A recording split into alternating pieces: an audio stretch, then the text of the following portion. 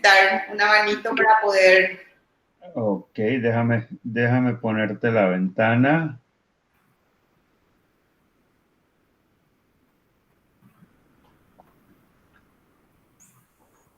Ahí es de tener. ¿Ya? Ok. Bueno, buenas tardes a Joa Biederman, a Arturo, a Gonzalo. Y bueno, buenas tardes a todos. Nosotros estamos iniciando un proceso de un ciclo de webinar sobre investigación.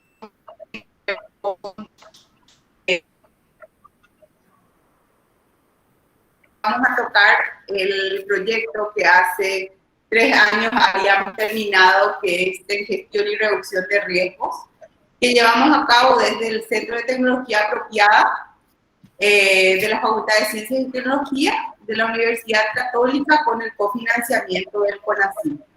En esta oportunidad le vamos a presentar solamente una parte de lo que abarcó esa investigación. Y vamos a tocar 3 temas que tienen relación una con otra, que es el impacto económico en los municipios del Departamento Central, los planes de contingencia y los protocolos de alerta temprana. Y vamos a hacer un breve perfil de lo que es el proyecto. Entonces, a ver si podemos pasar a la próxima, diapositiva o lámina Ya. o no sé cómo se llama. Bueno, el perfil del proyecto, como les había mencionado, es un proyecto cofinanciado por CONACYT y la Universidad Católica. 90% del CONACYT y 10% de la Universidad Católica, implementados desde el Centro de Tecnología Apropiada. Dentro del Centro de Tecnología Apropiada nosotros tenemos una unidad de estudios hidroambientales y desde ahí llevamos a cabo esta tarea. Tuvo una duración de 12 meses, empezó en el mes de marzo del 2016 y terminó en el mes de abril. Entonces, si podemos pasar al próximo. A ver, la próxima lámina. ¿Ya pasé? No. Ahí, dale. Ok. Entonces, hubo todo un equipo multidisciplinario que fue tocando cada una de estas investigaciones. El proyecto constó de 3 unidades de análisis que tienen que ver con los eventos hidrometeorológicos. Entonces, dentro de esos eventos hidrometeorológicos, nosotros abordamos los estudios por inundaciones que tienen que ver con los fluviales. Luego, para eso, el equipo estuvo conformado por Ana Lugo, Roger Montedomecq y también por el licenciado Julián Báez. El otro que tiene que ver con los análisis de escenarios de riesgos. En eso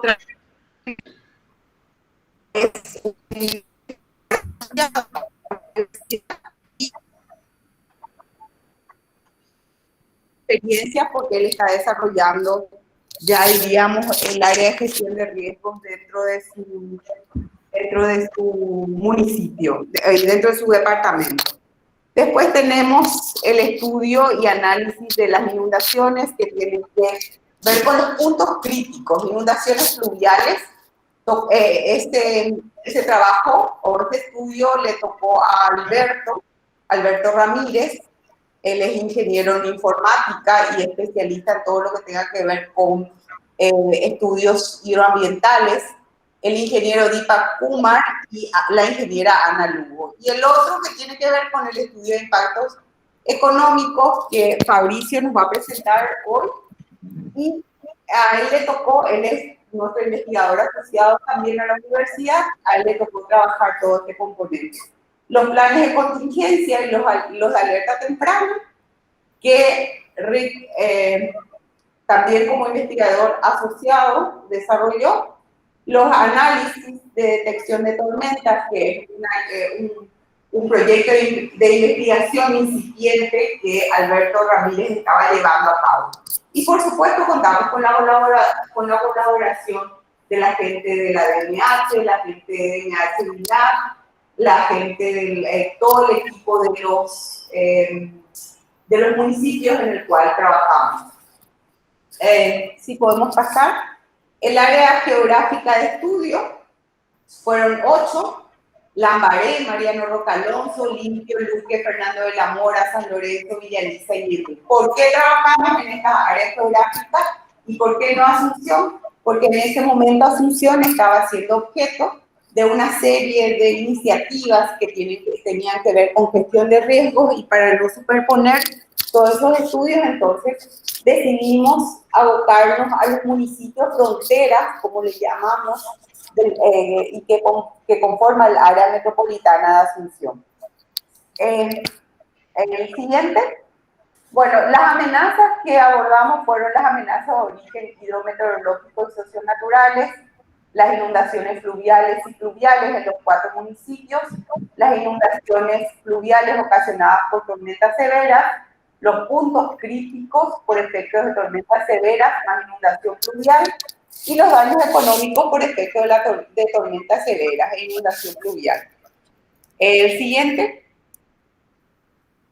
El objetivo general, que es lo que perseguíamos con esto, determinar las amenazas y riesgos generados por el impacto por las inundaciones y tormentas severas, con el fin de proponer medidas para que los gobiernos locales puedan gestionar y reducir los riesgos de manera eficaz y oportuna. Los productos generados. ¿Cuáles fueron los productos generados de este proyecto? Fueron el estudio de riesgo sobre los distintos niveles de crecida del río Paraguay en los 4 municipios que tienen, diríamos, afectación al río Paraguay. El estudio de riesgos y puntos críticos de inundaciones fluviales en los 8 municipios, el análisis del impacto económico en los 8 municipios, el análisis de escenarios de riesgos, los planes de contingencia para cada uno de los 8 municipios, el protocolo de alerta temprana entre la Secretaría de Emergencia Nacional y la DNH, y el estudio de desarrollo de tormentas vinculado a la intensidad de descargas eléctricas en la atmósfera con eventos de precipitación. Todos esos productos están compilados en un documento que está dentro de la página web, y el vínculo está ahí abajo para quienes les interese ahondar más en esos, conocer más de cerca esos estudios. El siguiente. Bueno, ¿cuáles fueron los hallazgos más relevantes? Los hallazgos más relevantes vinculados a la reducción de riesgo, primero tienen que ver con los valores del tiempo de retorno de las inundaciones ribereñas, en zonas ribereñas del AMA, ubicado por debajo de la cota 59. Este estudio lo trabajó Julián y Roger Montedomé. Entonces ellos hicieron todo un estudio sobre periodos de retorno con respecto a la cota. El mapeo digital con un sistema KISS determinó las amenazas de los riesgos de inundaciones fluviales en los municipios del departamento, en el cual se identificaron 66 puntos críticos en 8 municipios del AMA. Les voy a comentar otra vez que para Asunción hay un estudio específico que es puntos críticos para inundaciones que culminó hace año y medio, y también tiene, diríamos, mapeado todos los puntos críticos dentro de Asunción. El siguiente. Seguimos con los hallazgos. El impacto económico en los 8 municipios estudiados de un valor de aproximadamente 10 millones de dólares anuales, que ya nos va a comentar Fabricio de qué va la cosa.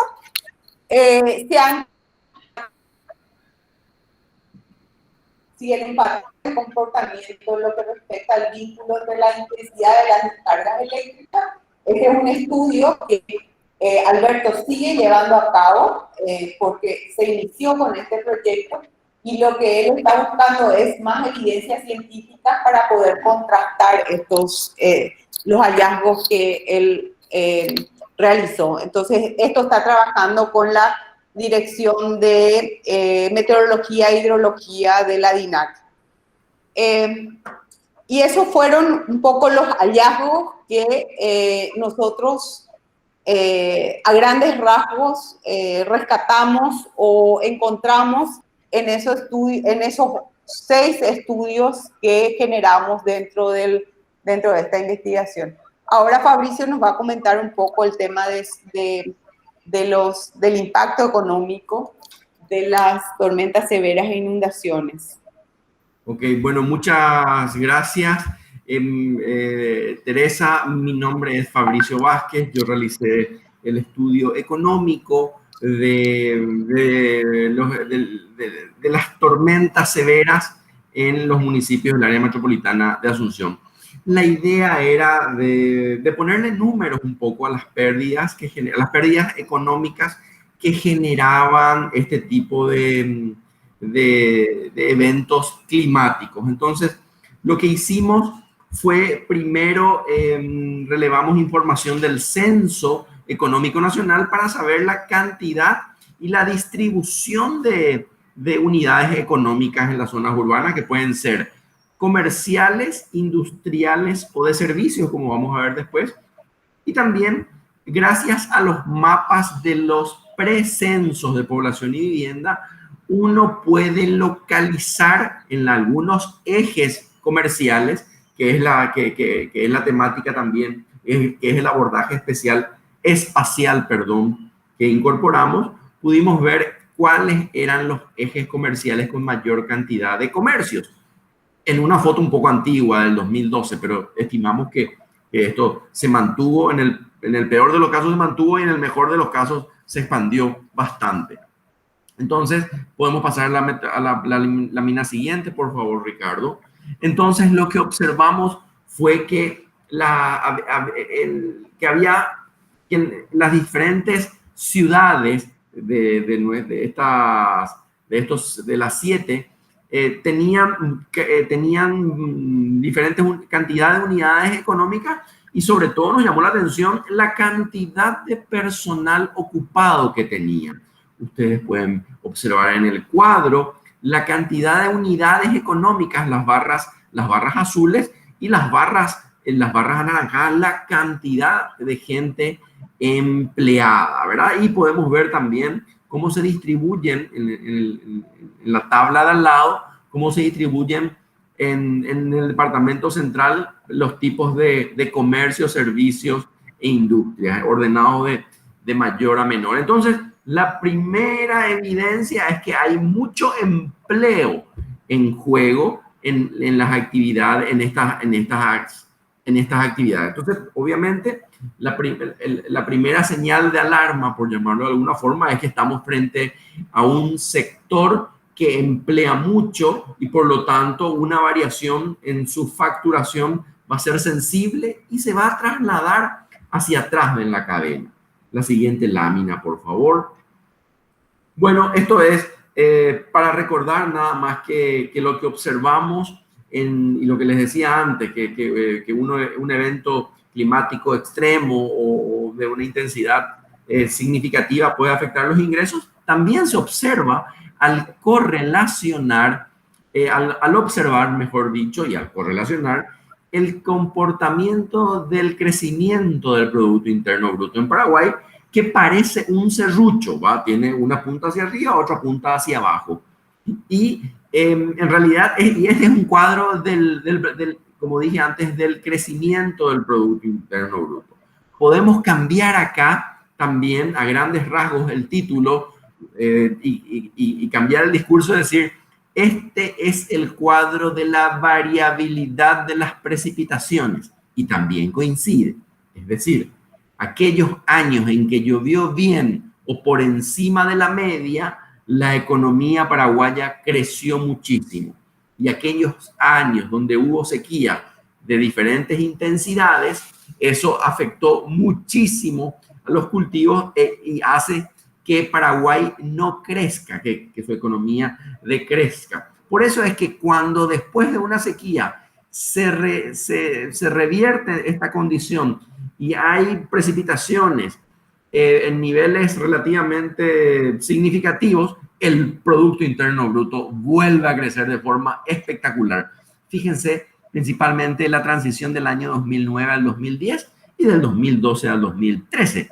El 2013, el crecimiento del Producto Interno Bruto de Paraguay fue del 14,2%, solo superado por Kuwait. Claro, Kuwait abre 2 canillas más y produce más petróleo.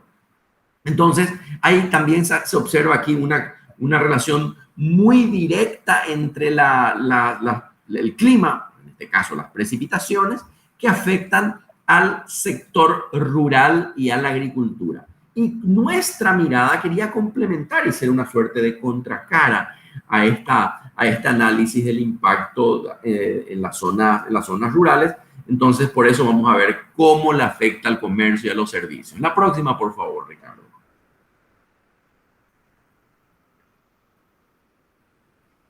Ahí está. Ahí está. Bueno, ¿qué vimos aquí? Le preguntamos, hicimos una serie, salimos, identificamos los corredores más importantes en algunas ciudades. La avenida Cacique Lambaré, por ejemplo, la avenida Eusebio Ayala, una porción de la avenida Madame Lynch, algunas avenidas en San Lorenzo, y salimos y hicimos encuestas en todas estas ciudades. Y una de las preguntas era, le preguntábamos si cuánto caía la venta o el movimiento de la venta de productos o de servicios cuando había lluvias grandes. Usábamos esta expresión para comunicarnos con los agentes, con los actores. Y fíjense, y tenemos ahí cada color es un porcentaje.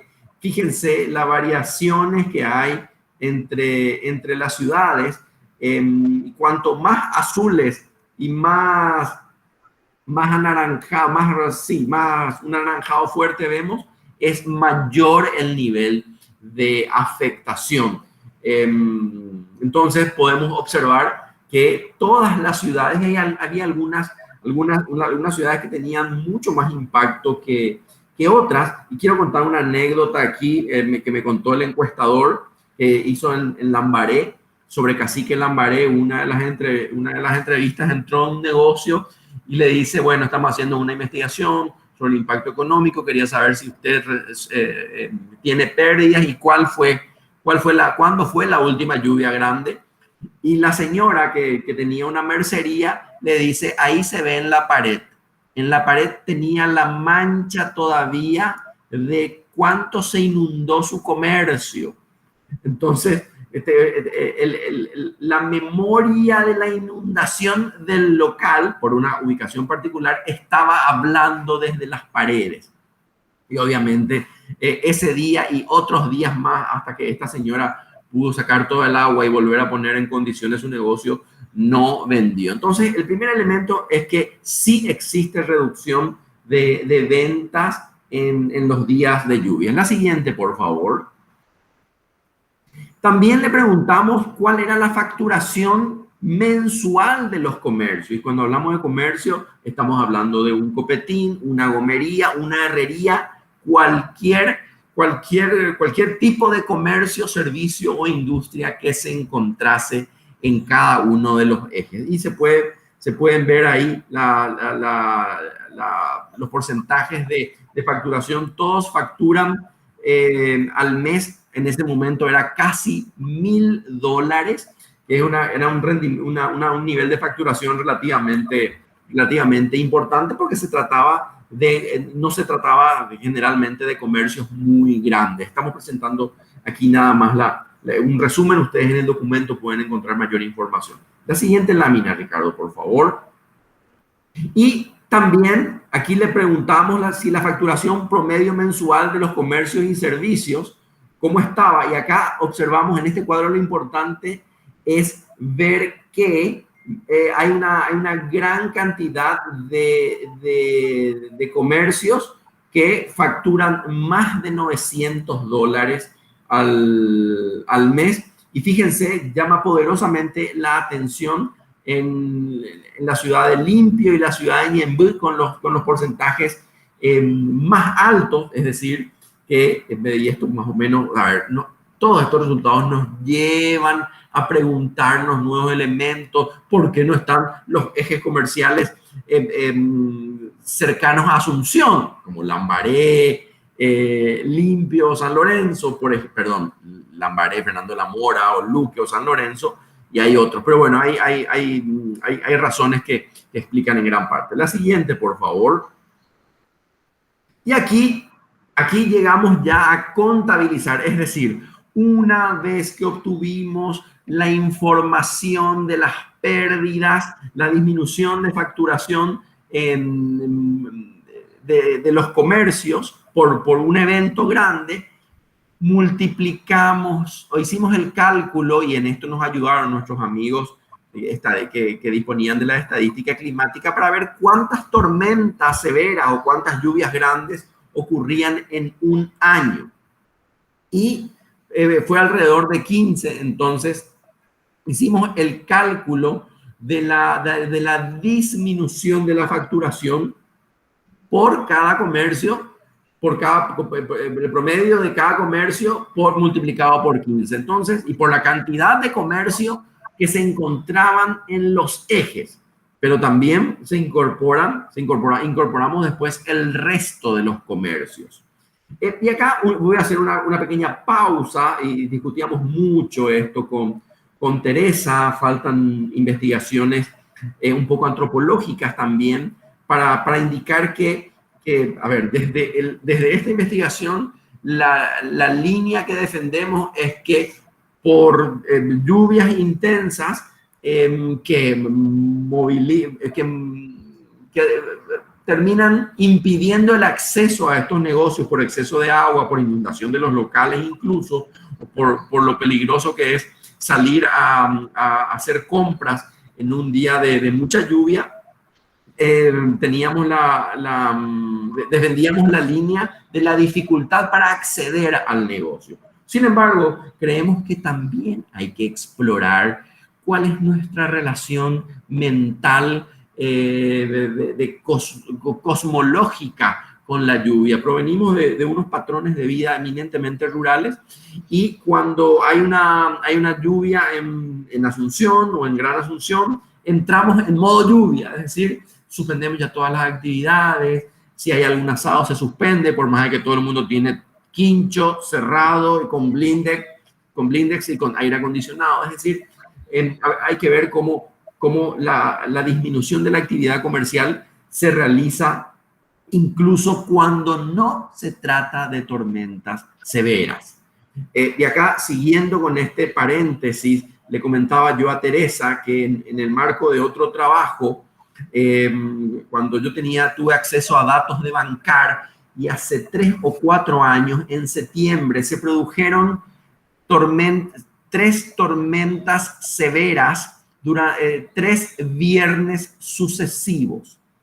Entonces, yo le pedí los datos a Bancar de transacciones de tarjeta de crédito y de débito del viernes propiamente de la tormenta y del sábado. Y se observaba una caída brutal de las transacciones en tarjetas de crédito y débito el viernes y el sábado incluso.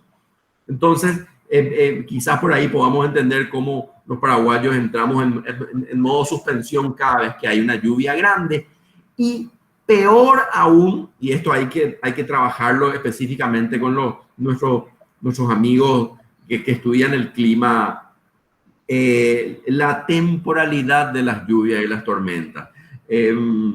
Hoy en Asunción, en Gran Asunción, cayó una lluvia que no sé, creo que empezó a las 4 o 5 de la mañana. Cuando digo 5, y se siguió lloviendo hasta las 7:30, 8, hasta las 10 de la mañana. Es decir, la tormenta cayó cuando la gente tenía que ir a su trabajo.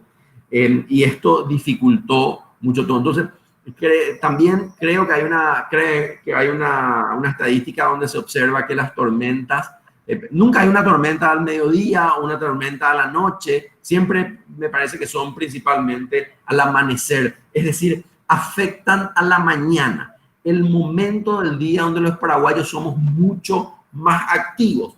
A ver, los paraguayos empezamos nuestra actividad, se abren oficinas y comercios a las 7 de la mañana, 7:30, mientras que en otros países tienen una vida un poco más nocturna. En Buenos Aires uno encuentra una zapatería abierta recién a las 10 de la mañana. Entonces creo que quizás también el momento en que se dan estas tormentas severas impactan bastante. Volviendo a nuestra gráfica, a nuestros principales resultados, podemos observar que hicimos el cálculo de pérdidas en facturación de comercios y de servicios. Fíjense, como hay más comercios, estimamos que la pérdida anual por efecto de lluvias en las ciudades seleccionadas es de 6,3 millones de dólares, mientras que en servicio es de 4 millones. 4,3 millones de dólares, esto nos da una pérdida total calculada de 10,7 millones de dólares, que son negocios que se pierden debido a las lluvias. Nos parece una cifra muy significativa. Perdón, me corrijo, dije que era una pérdida vinculada a la lluvia. Quizás sea una pérdida más que nada vinculada a la falta de desagüe pluvial y a la falta de gestión de esa lluvia, que termina impidiendo, retardando, limitando, frenando, disminuyendo una actividad comercial que se realiza en horas de la mañana. Entonces, esta cifra es para nosotros la más importante. Hay una lámina más mía, me parece, Ricardo. Y claro, entonces, como conclusión, las lluvias con sus diferentes intensidades generan impactos importantes, significativos, como lo decía antes, al limitar, reducir y a veces impedir el desarrollo de las actividades comerciales en las ciudades. Las lluvias grandes, medias y ligeras tienen un impacto negativo que está directamente relacionado al volumen de agua caída. Y también llegamos a la conclusión de que las lluvias grandes afectan bastante el desempeño comercial, reduciendo en todas las ciudades más del 50% de las ventas del día. A ver, otras investigaciones nos dirán incluso que no es lo mismo una tormenta que afecta un martes que una tormenta que afecta el viernes, por las prácticas culturales de consumo que tenemos los urbanos en Paraguay, que podríamos decir que tendemos mucho más al gasto un viernes que un martes. Luego está ya lo de la cifra, lo que les decía, y también identificamos que en promedio cada comercio deja de vender 1,5 millones de guaraníes por evento, con un supuesto de ocurrencia de fenómenos climáticos de 15 eventos y con un nivel de afectación promedio de solo el 50%.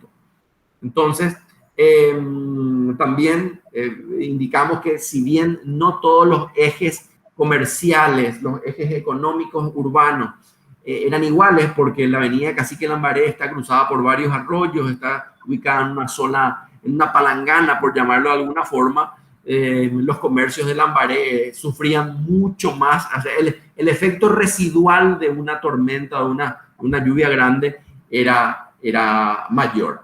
Bueno, hasta aquí llega mi parte y estos eran los temas que quería compartir con ustedes.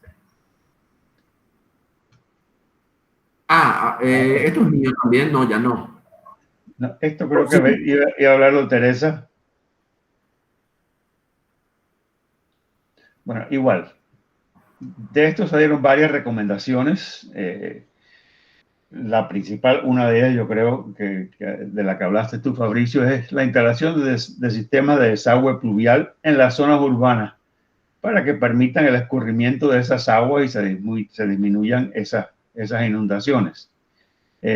Una intervención puntual en las zonas más bajas de los ejes más críticos, y esos ejes los habíamos identificado a través de los estudios que se hicieron para este proyecto.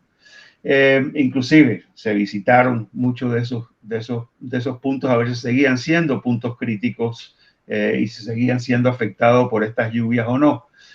Y hay la necesidad de una campaña de comunicación que instale estos temas en la ciudadanía y en la agenda política de qué vamos a hacer para cómo vamos a evitar todos estos gastos y todos estos problemas que nos da.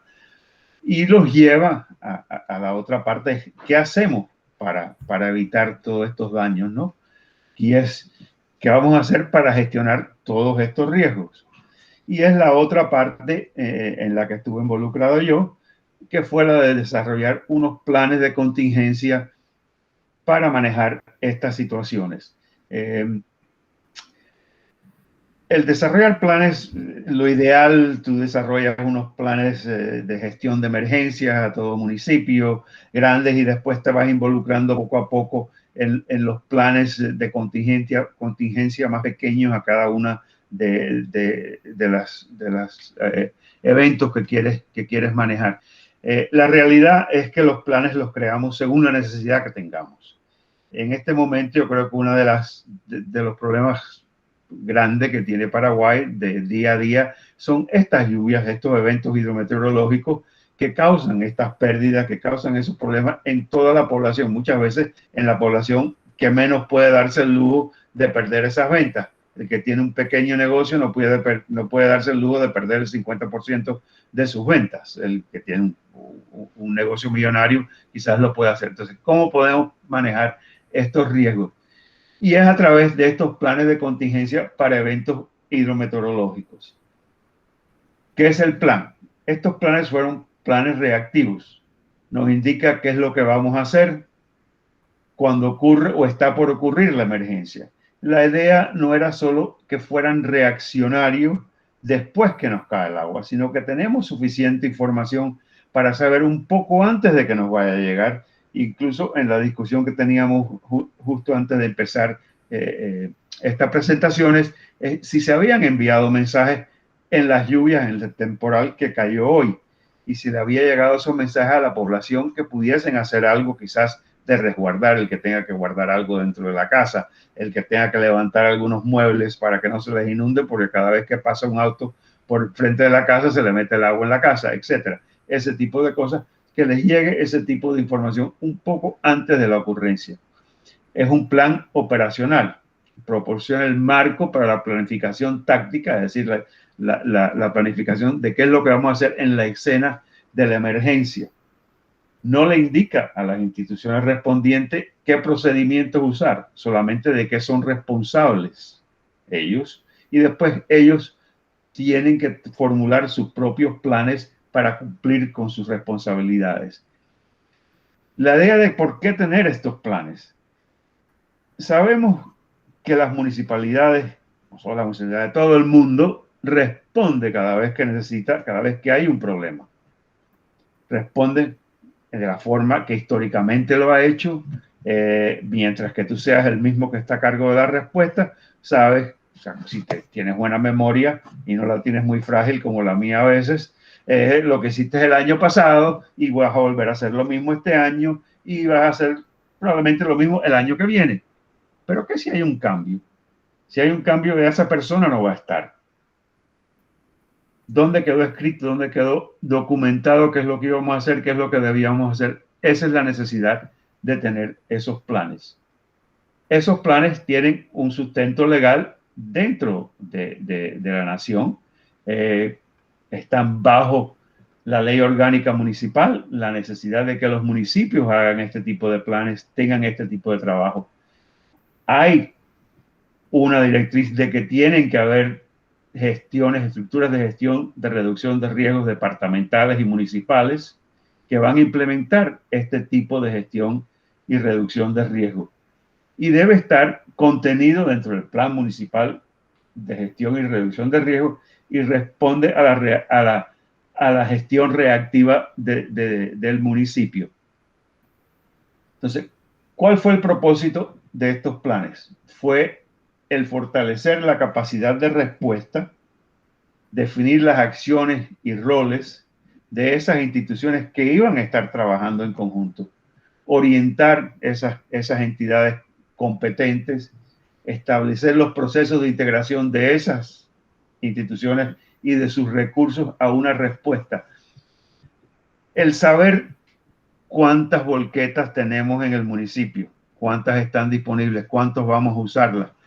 Si las tenemos regadas y sabemos que nos van a pegar las lluvias esta noche y que mañana vamos a tener que ir y desalojar los caminos porque se nos llenaron de arena, vamos a traer esas volquetas, tengámonos a un lugar donde podamos trabajar con ellas efectivamente al próximo día y poder recuperarnos de esas lluvias oportunamente. Esa es la idea de tener este plan, de saber qué es lo que vamos a hacer, de poder empezar a hacer cosas antes de que se nos pegue y nos venga encima. El plan tuvo varios alcances, ¿no? Primero que nada fue el alcance para eventos hidrometeorológicos. No nos metimos en lo que eran, por ejemplo, derrames de combustibles o derrames de materiales peligrosos, etcétera, sino solamente en la parte de hidrometeorología, porque son tan comunes, afectan tanto, como ya los estudios de Fabricio lo habían documentado, que necesitábamos trabajar sobre ello. Entonces eran las lluvias y las inundaciones pluviales, los vientos, las granizadas, las tormentas eléctricas, en su punto en el momento en invierno de las temperaturas extremas, que sabemos mucho de la población tiene casas bastante precarias, casas donde van a pasar frío, y si no les damos esa oportunidad de moverse a lugares que tengan más protección o de cómo obtener su protección, lo vamos a poner en riesgo. Y las inundaciones fluviales, que sabemos que vienen periódicamente en las crecidas del río, al igual que las sequías. ¿Cuál era entonces la organización del plan? Primero, el perfil de la amenaza, potenciales afectaciones y el impacto económico. Estos estudios que ya hicimos, que se hicieron como parte del proceso que había documentado Teresa al principio, donde nos dieron cuáles eran los puntos más bajos de los diferentes municipios, cuál fue la afectación comercial, las pérdidas, etcétera. ¿Cuáles eran los puntos esos vulnerables? ¿Cuáles eran las vulnerabilidades de cada una de esas amenazas? ¿Dónde estaban en el municipio? Creamos unos mapas de riesgos de los corredores económicos, de los puntos críticos y de las áreas inundables que se dieron en conjunto con estos planes. Supuestos del plan, ¿cuáles son las amenazas determinadas sobre las que vamos a estar trabajando? No estamos trabajando sobre todo, sino sobre las específicas de este plan. Supusimos de que había que tener un sistema de predicción o de alerta. Por eso es que luego, y explico un poco más después qué es lo que hicimos con ese sistema de alerta temprana, y que había una constitución de un comité municipal de gestión y reducción de riesgo, y que había una instalación de un COE, de un centro de operaciones de emergencia, desde donde la municipalidad iba a poder manejar este tipo de eventos. Entonces ya eso nos llevó desde un principio, cuando trabajábamos sobre este plan, de que tiene que haber unas ciertas otros componentes que hay que promover en cada uno de estos municipios para poder efectivamente manejar estos planes y hacerle frente a este tipo de situaciones. Hubo una organización y asignación de responsabilidades.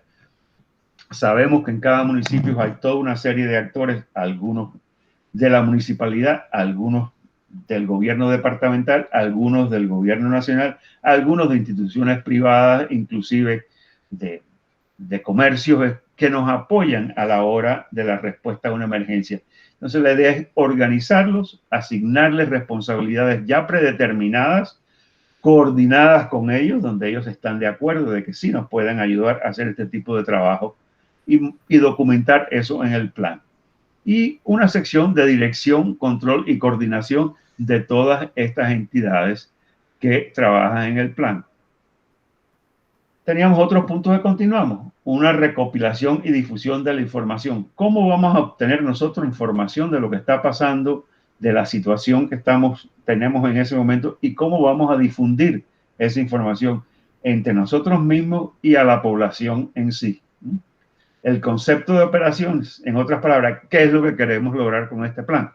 Aquí no queremos darle globitos a los niños, sino queremos proteger a la población. Eso es lo que queremos hacer, ese es nuestro concepto de operaciones, a dónde queremos llegar. ¿Y cuáles van a ser las implementación de necesidades de corto y largo plazo para la respuesta de estos incidentes? Vamos a tener albergues, vamos a limpiar calles, vamos a cortar árboles, vamos a remover escombros, etc. Después una parte, administración, finanzas y logística. ¿Cómo vamos a administrar este evento? ¿Dónde se va a sacar el financiamiento? ¿Cuál va a ser la logística? Que en sí todo lo que hace es apuntar que ya existen los procesos, usar los procesos existentes de cada municipalidad y cómo aplicarlos y cómo se aplican esos procesos a la respuesta de una emergencia. Después, cómo se desarrolla este plan, cómo se le hacen cambios, qué mantenimiento se hace para que quede documentando. Por ejemplo, lo vamos a revisar cada 6 meses, lo vamos a revisar cada 1 año, lo vamos a revisar cada 5 años. ¿Quién está encargado de hacer esas revisiones? ¿Quién está encargado de hacer esa documentación de las revisiones? Y después, ¿cuáles son los sustentos legales y la bibliografía que usamos para determinar estos planes? Esto no lo sacamos de la nada, esto no los inventé yo, no los inventó Fabricio, no los inventó nadie. Esto ha sido un trabajo de muchos años, de muchas entidades, hay mucha documentación, sino de sacar lo mejor, lo más aplicable a la realidad del Paraguay. Y después esos anexos donde vamos poniendo esa información, por ejemplo, esos mapas que sacamos de las zonas críticas, de los puntos inundables, etcétera, que se le anexan a este documento, que no sean parte en sí del documento formal, sino de anexo, porque esos van a cambiar y facilita el hacer esos cambios sin tener que llevar a todo este proceso de aceptación de este plan, que tiene que tener ese sustento legal, esos procedimientos legales dentro de la municipalidad que se apodera de ellos y lo hace pasar como ley de qué vamos a hacer. Entonces, ¿cuáles son algunos de los aspectos claves de un plan de contingencia? ¿Qué es el plan y qué no es un plan de contingencia? Es un plan preventivo, un plan predictivo y reactivo. Y presenta esa estructura para poder trabajar. No es un plan de que queremos desarrollar la industria del gas o que queremos mejorar la venta de los comercios. No, es un plan que hacemos directamente para responder a una necesidad específica. ¿Para qué sirve ese plan de contingencia? Nos ayuda a identificar cuáles son las amenazas, cuáles son nuestras vulnerabilidades, cuáles son las instituciones que van a participar en esta respuesta, cómo vamos a coordinar esas acciones entre ellos, qué recursos tenemos en manos, cuáles recursos van a ser necesarios que busquemos para la hora de responder y dependiendo del tamaño de la afectación, qué cantidad de recursos son los que vamos a necesitar. Y entonces permite una respuesta inmediata. Si cada vez que pasa uno de estos eventos, tenemos que sentar y ponernos a planear qué es lo que vamos a hacer. Primero que nada, no podemos hacer nada para resguardarnos antes de que pase el evento. Y después nos va a tomar un día, mediodía, 1 hora, 2 horas, 3 horas, lo que sea, para formular ese plan. Si ya tenemos un plan hecho, ya tenemos un plan que ya hemos ejercitado, que ya lo hemos usado en otras ocasiones, pues podemos empezar a trabajar inmediatamente para resguardar los bienes de la municipalidad, para resguardar las vidas de los del municipio, para mejorar y poder ir creciendo ese municipio. O sea, ¿quién es el responsable de este plan? Al final, la responsabilidad cae sobre el intendente. Todas esas leyes de las que hablamos originalmente le dan la responsabilidad al municipio para hacer la primera respuesta a todo este tipo de desastres. No es algo que estamos diciendo nosotros aquí que debiese de ser, sino que ya legislativamente dice que esas son responsabilidades municipales. Pero debe ser un esfuerzo colaborativo entre todas esas instancias involucradas. Y esa respuesta debe ser liderada por ese comité, por ese consejo municipal de gestión y reducción de riesgo de desastre. ¿Qué fue lo que nos llevó también? Algo que identificamos al empezar a trabajar sobre estos planes de contingencia. Y era que necesitábamos un protocolo de alerta temprana. Necesitábamos tener información diseminada, información a los que estaban encargados de hacer este trabajo de antemano, que existieran esos protocolos, que existiera esa información, que se les diera oportunamente. Entonces, ¿por qué ese protocolo? La necesidad de emitir alertas oportunas, de normalizar la comunicación de alertas y de boletines entre la Dirección Meteorológica y Hidrológica de DINAC y la Secretaría de Emergencia Nacional.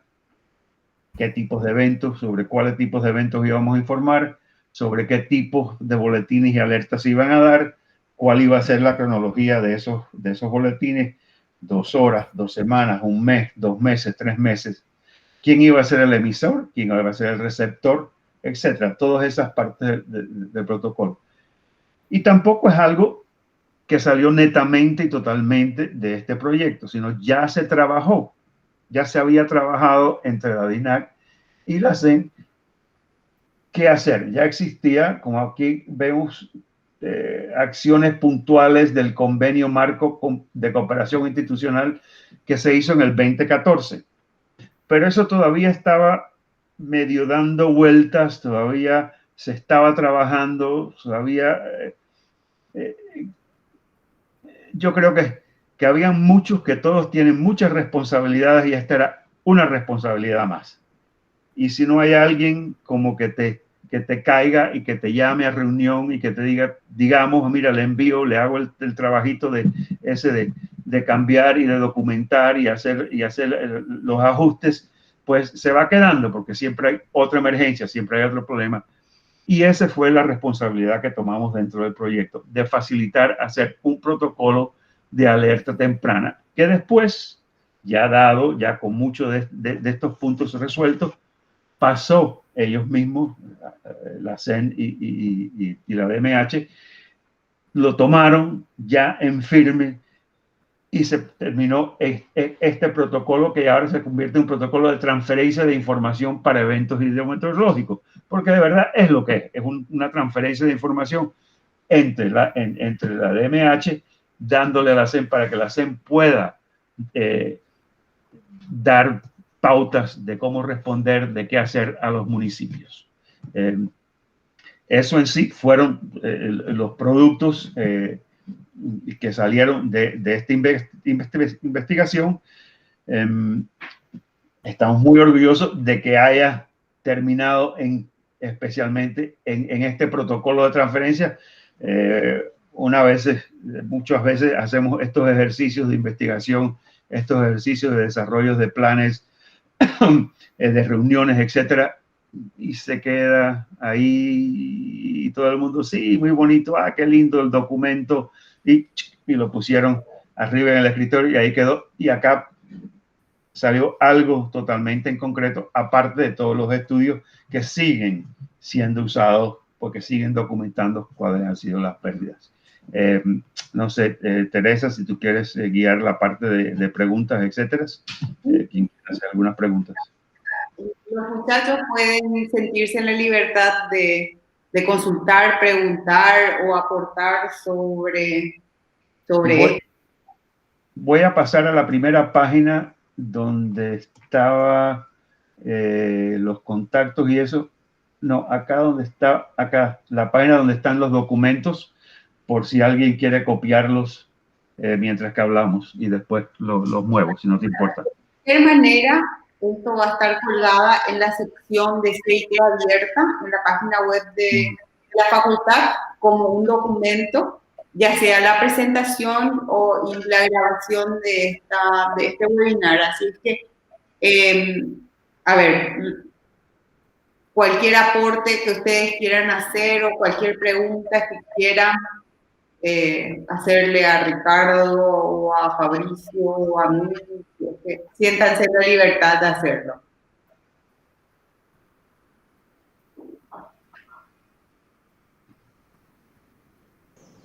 Hola, buenas tardes. De mi parte no hay ninguna consulta. Me parece muy interesante la sesión de hoy. Arturo, ¿de dónde sos, Arturo? ¿De qué institución sos? Nosotros somos alumnos de la Católica, con Joaquín Bierman y con Gonzalo Pro. Accedimos a esta charla a recomendación de nuestro tutor de tesis, porque estamos en la carrera de análisis de sistemas y estamos en nuestro proyecto de tesis, es acerca de una app en la que se pueda, a ver cómo explicarlo rápido, se pueda determinar la altura de los raudales dentro de la ciudad de Asunción en los puntos críticos. ¡Wow! Tenemos muchísimo. O sea, la idea es, así, hablando rápido, la idea es que en la app vos puedas cargar la altura de tu vehículo y la tesis también implica la colocación de sensores dentro de esos puntos críticos. Y si la altura de tu vehículo no va a pasar o no recomienda, es lo que hace a través de Google Maps, así como cuando vos le seleccionas cómo llegar a tal lugar, él va a mostrarte cómo, pero desviando los puntos críticos en donde tu vehículo no va a pasar.